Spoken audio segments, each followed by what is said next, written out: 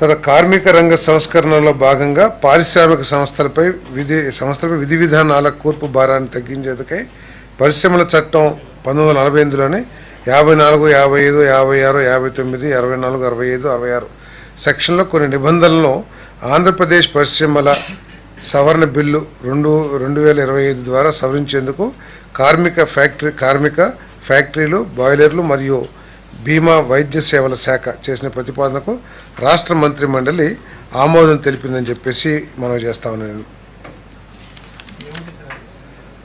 ఏమండి, ఇదంతా ఏంటంటే మన ఎంప్లాయ్మెంట్ ఆఫ్ ఉమెన్కి సంబంధించి ముఖ్యంగా ఉంది. దీంట్లో ముఖ్యమైన ఏంటంటే 66(1)(b)లో సెక్షన్ 66(1)(b)లో restriction on women's right night time employment between 7 PM 6 PM ఇంతకుముందు చేస్తానికి లేదు. ఇప్పుడు వాళ్ళు women may work during night time with safeguards like consent, transport, security and CC surveillance.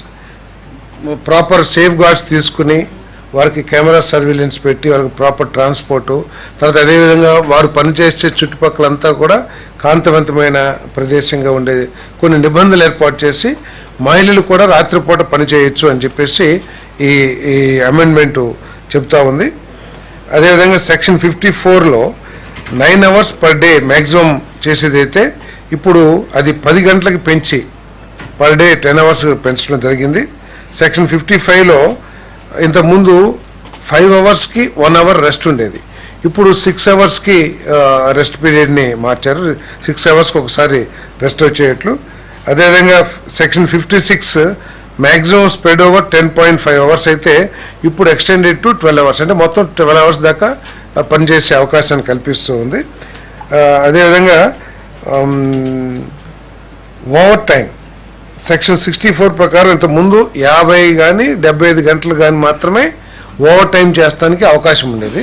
But ఇప్పుడు 144 hours 144 hours per quarter over time చేస్తానికి అవకాశం కల్పించే విధంగా ఈ చట్టాలని అమెండ్మెంట్ చేయడం జరిగిందని చెప్పేసి మనం చేస్తున్నాం. ఇదంతా ఏంటంటే ఈజ్ ఆఫ్ డూయింగ్ బిజినెస్లో భాగంగా ఈ నిబంధనలను అమెండ్మెంట్ చేయడం జరిగిందని చెప్పేసి కూడా ఈ సందర్భంగా తెలియజేస్తాను.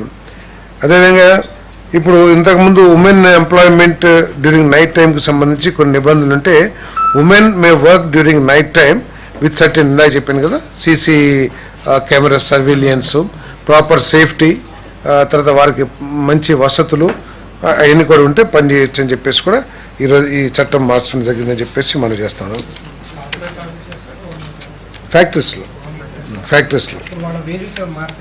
ఏమంటే అంటే ఆదాయం పెరిగింది కదా, ఎక్స్ట్రా వర్క్ చేస్తారు. ఓటీ ఇప్పుడు ఇంతకుముందు 50 గంటలే చేస్తానికి అవకాశం ఉండేది, ఇప్పుడు 144 గంటలు చేస్తానికి అవకాశం ఉంది. దానివల్ల ఆదాయం కూడా పెరుగుతుంది.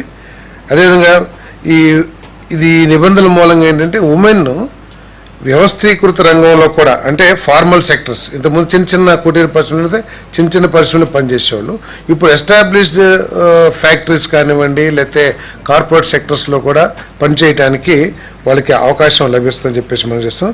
Empowers women economically and promotes gender inclusion in industrial growth, అంటే